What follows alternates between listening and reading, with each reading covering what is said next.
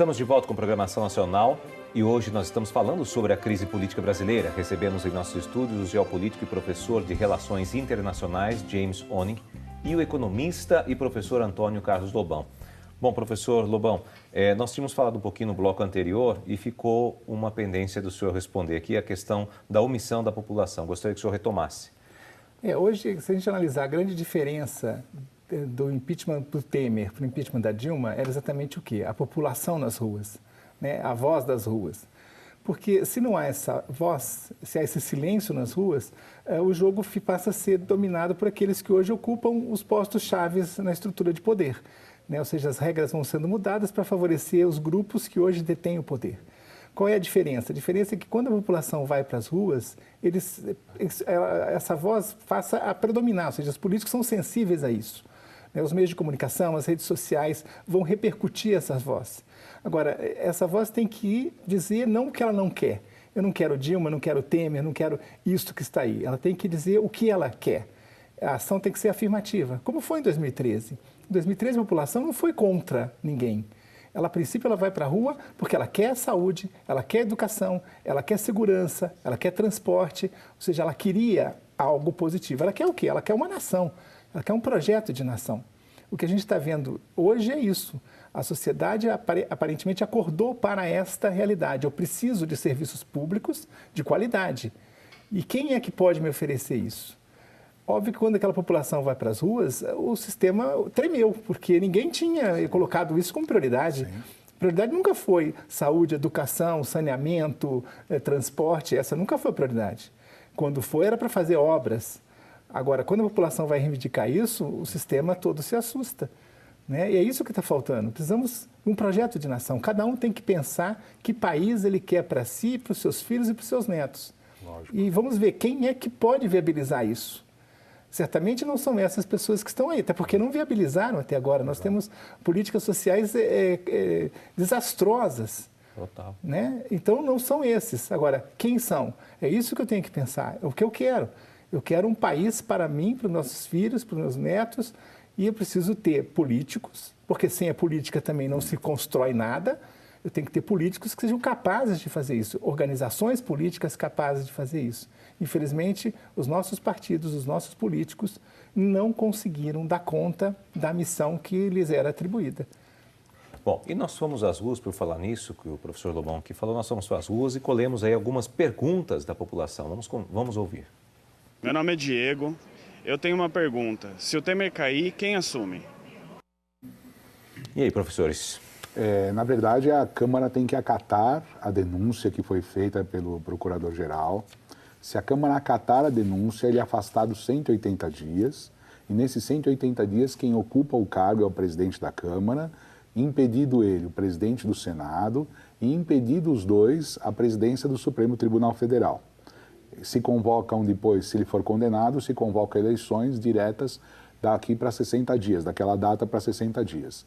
O problema é que nas regras que estão colocadas na Constituição brasileira, infelizmente, esse é um caso muito excepcional. E não existem exatamente parâmetros de consenso para quem pode ser o candidato numa eventual eleição, vamos dizer assim, tampão, para encerrar esse mandato. Então, nós estamos na fase da espera. Quem vai ocupar é Rodrigo Maia, depois Eunício de Oliveira e depois a presidência do Supremo Tribunal Federal. Esta é a ordem. Mas precisa primeiro acatar. Quem foi acatar é o plenário da Câmara, que hoje é totalmente favorável a Temer. Então, é muito difícil isso acontecer. Sim, sem dúvida.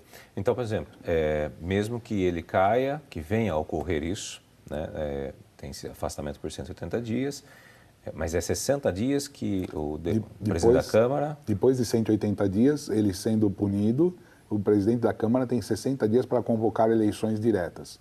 A dúvida fica, Júnior, quem serão os candidatos que tenham habilitação a concorrer a isso? Alguns juristas acreditam que todos nós temos direito. Outros juristas acham que existem restrições a quem pode se candidatar. Alguém que já tenha ocupado algum cargo. Existe um debate muito grande no meio jurídico ainda após esses 60 dias. Bem complicado. Bom, vamos ver mais uma pergunta? Vamos lá. Meu nome é Miriam. Eu gostaria de saber se o Temer sair, o desemprego vai piorar? Vamos lá, Lobão. Olha, eu acho que Como pano de fundo, além da crise política, eu tenho uma crise econômica, né? Ou seja, a gente vem acompanhando essa crise econômica. Uma crise que é uma crise, inclusive, que começa já na próprio governo Dilma. Né? O que você tinha ali? Você tinha uma política econômica distinta do que a gente tem hoje. Qual era a prioridade? Se a gente olhar o governo federal até 2014, a prioridade era a geração de emprego. Essa era a prioridade. Tanto é que a gente chega em 2014 próximo do pleno emprego. E com isso os salários sobem.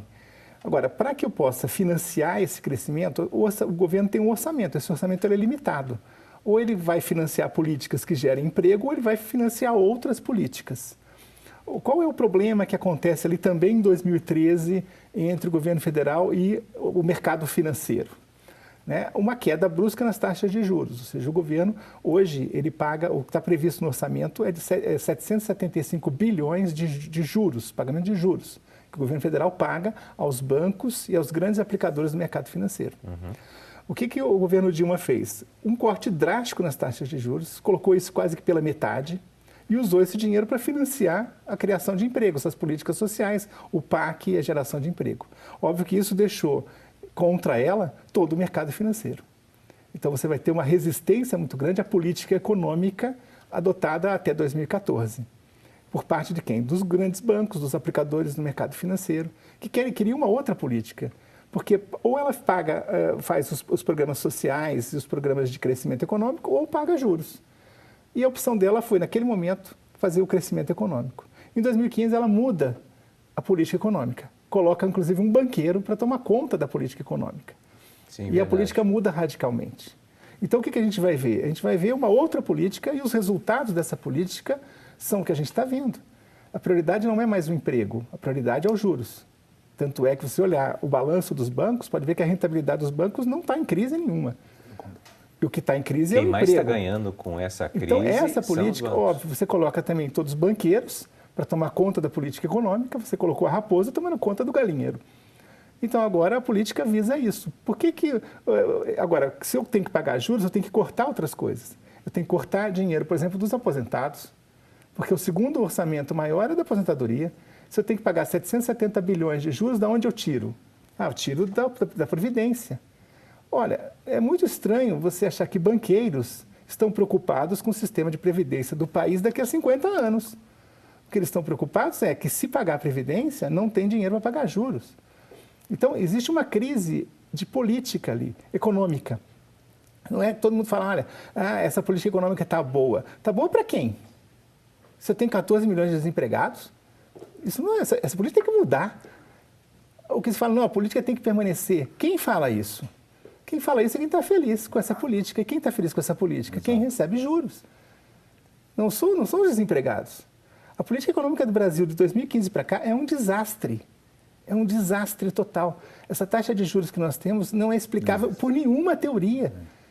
Nem aqueles que defendiam isso, como o FMI, como professores ingleses, americanos, que sempre foram defensores, hoje colocam ao contrário. A taxa de juros dos Estados Unidos é próxima de zero, a taxa de juros da Europa é próxima de zero, porque não dá para ganhar dinheiro com aplicação financeira.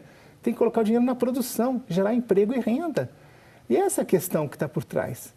E é isso que sustenta, inclusive, hoje esse bloco no poder. É a garantia de que vai tirar dinheiro dos trabalhadores, que vai tirar dinheiro dos aposentados e transferir para os bancos. É isso que está sustentando esse grupo. E, infelizmente, isso não é... Não se fala que a Previdência é deficitária, mas quanto se paga de juros? São 775 bilhões por ano de impostos que vão ser transferidos para bancos. O orçamento da saúde é de 110 bilhões. Se paga de juros 7 vezes mais do que se paga para a saúde no país inteiro. Isso é um absurdo.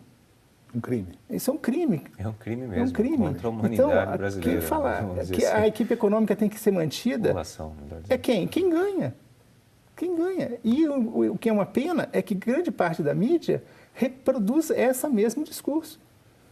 Sim. Que a política anterior era um descalabro. Bom, até o governo Dilma, a inflação nunca saiu da meta.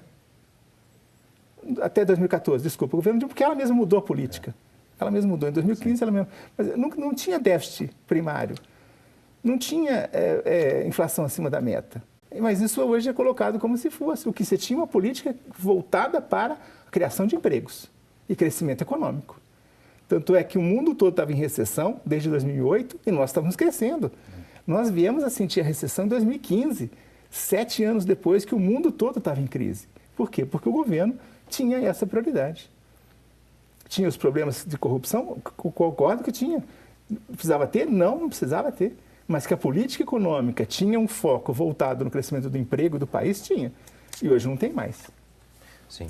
Bom, diante de toda essa situação que a gente está vendo, eu vou perguntar para o professor James aqui, mas nós vamos responder no próximo bloco. Okay. Professor, vai ficar uma pergunta aqui para o senhor. Pois não. Como é que nós ficamos num cenário mundial diante de tudo isso que o professor Lobão acabou de falar agora da situação econômica do país? Vamos responder depois. Nós vamos para o rápido intervalo e voltamos já.